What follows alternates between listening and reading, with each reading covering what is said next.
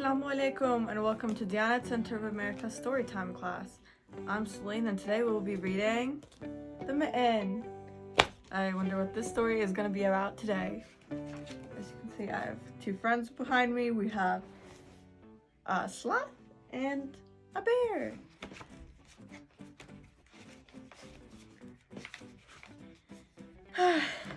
It was the coldest day of the winter, and a little boy was trudging through the forest gathering firewood for his grandmother. "Bring back all you can," the old woman had said as she sat knitting a pair of mittens. "The north wind blows cold, and we must have a good fire to keep us warm."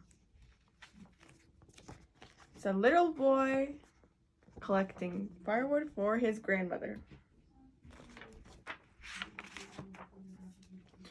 All morning the boy worked, picking up sticks until his sled was well loaded. Then a very strange thing happened.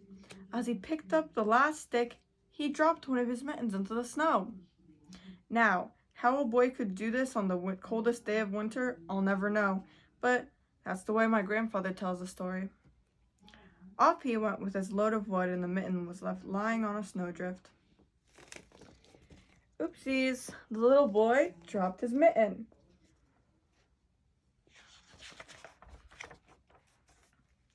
As soon as he was out of sight, a little mouse came scurrying through the woods. She was very cold, and when she spied the little boy's mitten with its feathery fur cuff, she popped right into it to get warm. It was just the right size for a tiny mouse. Little mouse is going into the mitten to get warm. Brrr.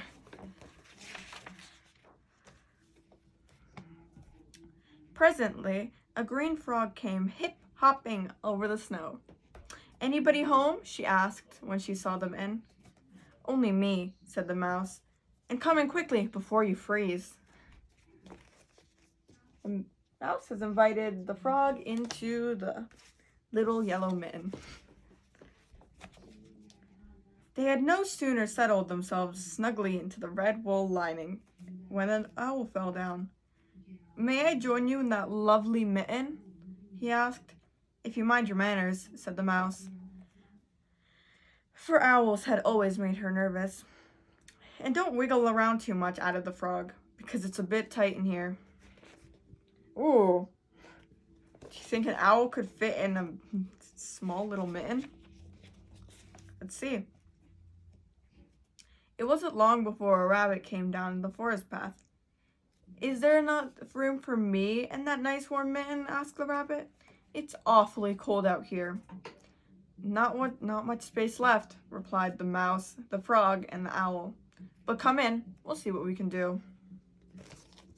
Little hip-hopping rabbit.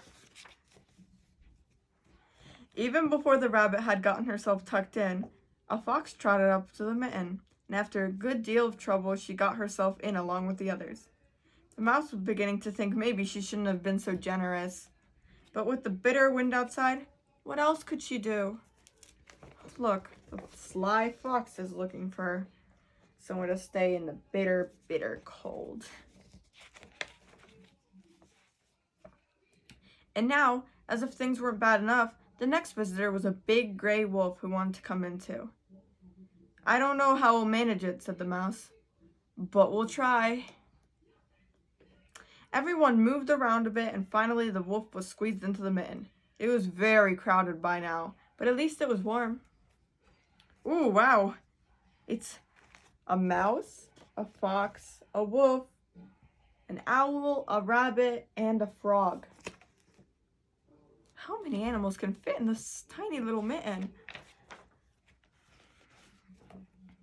Things had just gotten arranged nicely when the animals heard a great snorting. Oh no.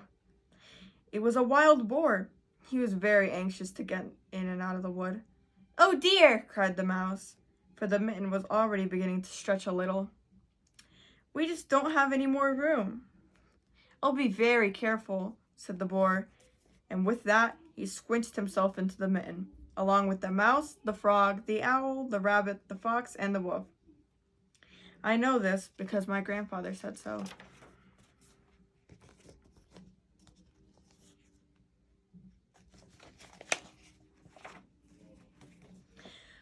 But the worst thing yet to come, for who should appear but a bear? Oh, hello. He's right back there. He was very big and very cold. No room! No room! Cried the animals before the bear even had a chance to speak. Oh, that's a little rude that they cut him off. Nonsense, said the bear. There's always room for one more. Are you sure you could fit in there? And without so much as a please or a thank you, he began crawling into the mitten.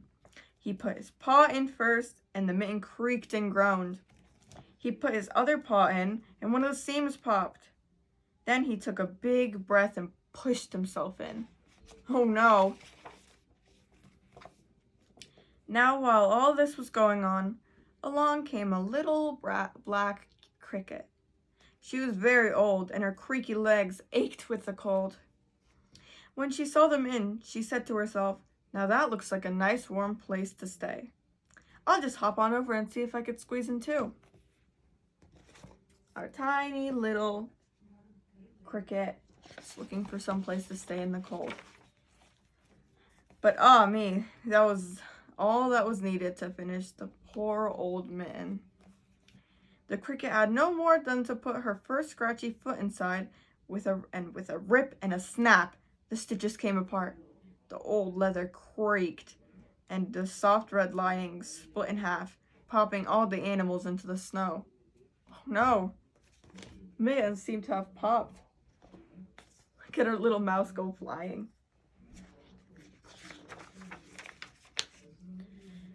Well, at this very moment, the little boy discovered that he had only one mitten. So back he went to see where he might have dropped the other one. But all he could find were ripped apart pieces. And he thought he saw a little tiny mouse scurrying away with a bit of red wool perched on his head.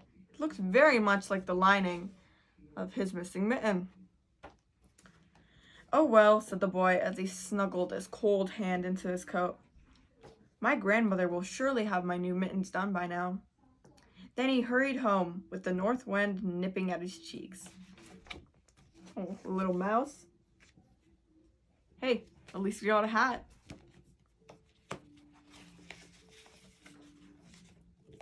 And my grandfather says he never did know what actually happened to his mitten. There he is, with his brand new reindeer mittens.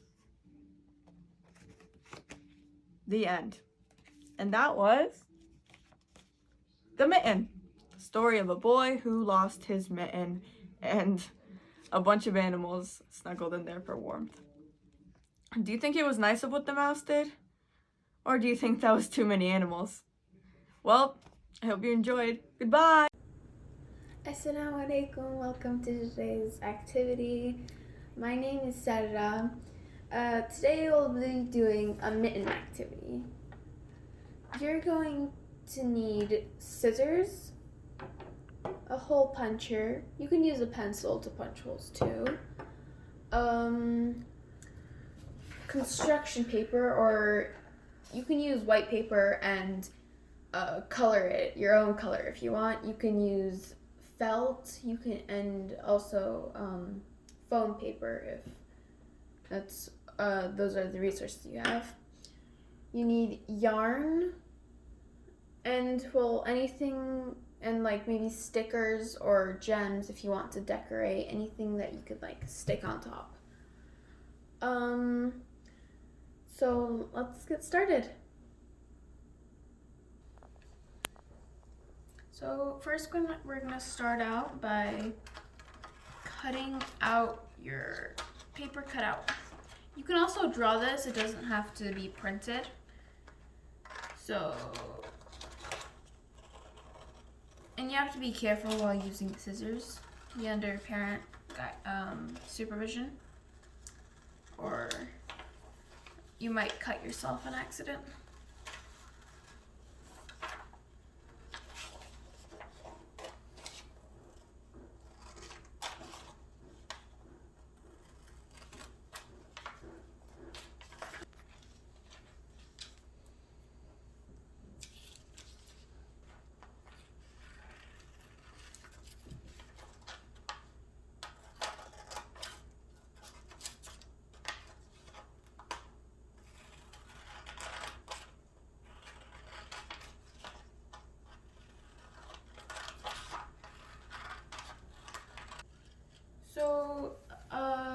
once you're done cutting this out, it's okay if you have a few little rips here and there. You want to get the color paper, or you can also just use this, but I'm going to trace this onto colored paper. And then I'm going to cut it out, making mine yellow.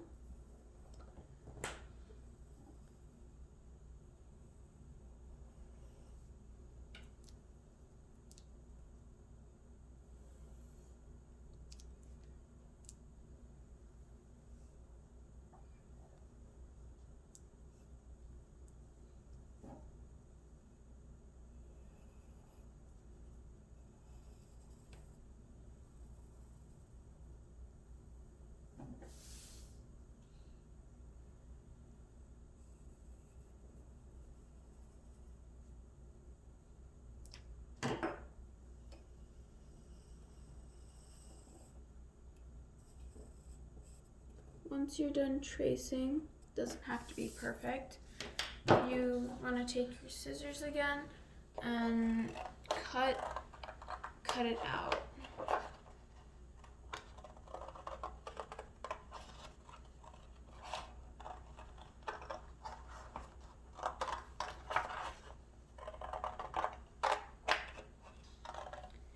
To make it easier, you can also like cut off this part.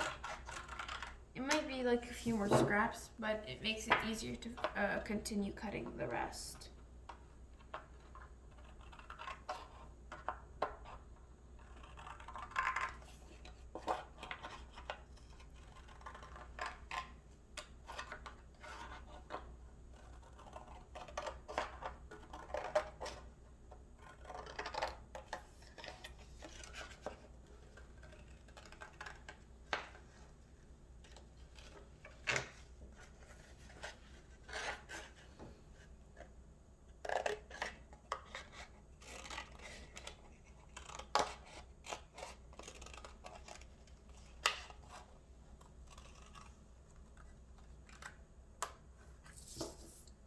Once you're finished cutting, you can go around and smooth the edges if you want, but I'm not going to really be doing that right now. You see how there are these line things? You should try and use the other side. See, my other side is orange. It's yellow and orange. You should use the other side because then the little lines won't show. Now that you're done cutting it out, you take the hole puncher and you start hole punching these parts.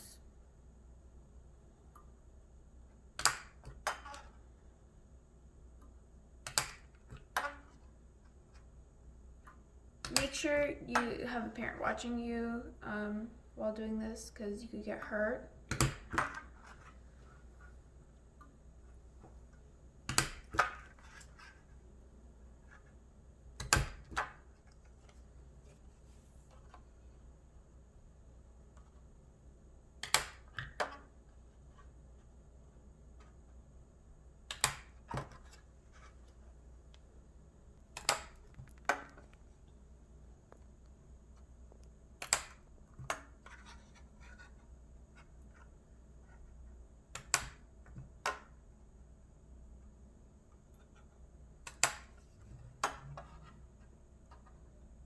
It doesn't have to be completely even. See, mine's is just a bit off, but I'm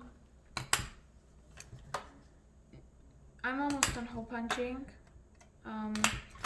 Once you've finished, you have to take the string and start putting it through the holes. Like this.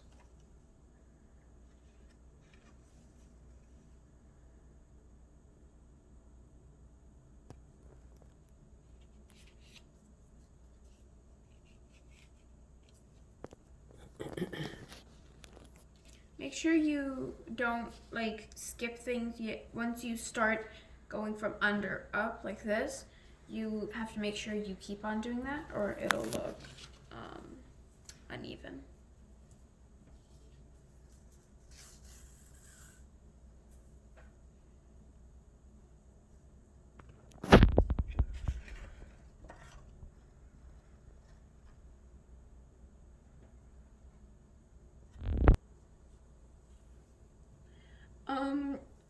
Also,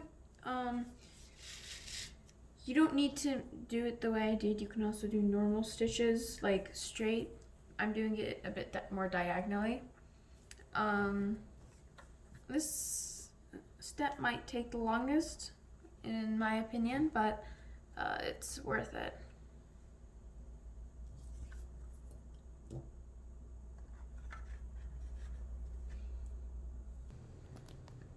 Now that I'm putting in like the final stitches, now that you're putting in the final stitches, you have to think about if you're going to use it as a wall decoration or just like, you know, as something else, maybe a tea, something that you put under tea so that doesn't touch the table. You have to think about what you're going to use it as. You can either leave this part like long and hanging and tie it like this to use as a wall decoration, or you can, this is what I'm going to do, you can tie it from the back so that it doesn't get loose.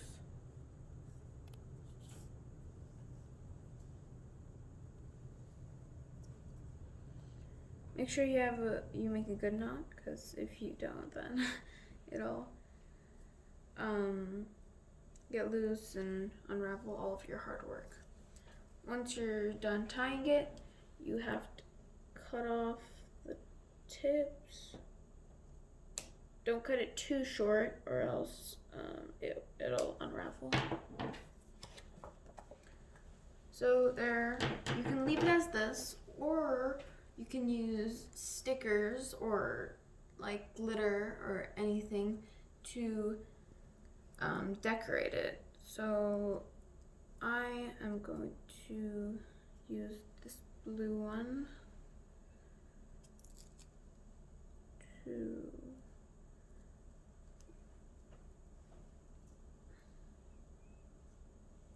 it's not coming off. There you go, it's coming off now.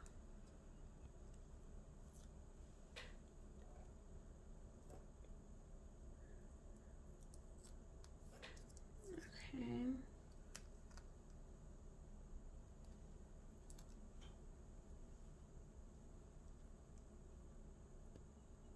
So you've taken off all the sticky parts.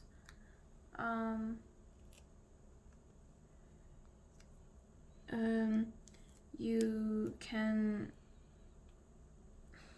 there are some parts like stickers like these that have some parts that you have to like take off to make the actual snowflake.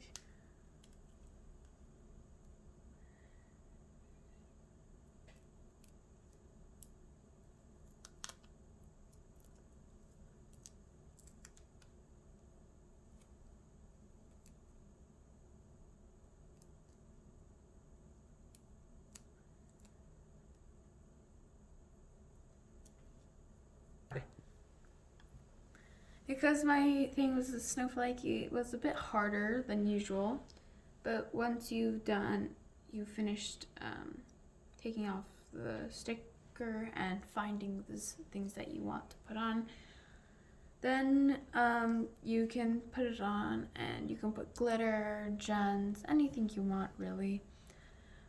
Then once you're done decorating, you're done.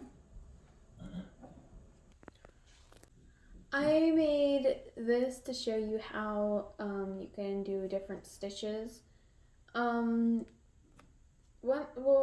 After you're done decorating your mitten, you're basically done with your project. Thank you for tuning in this week.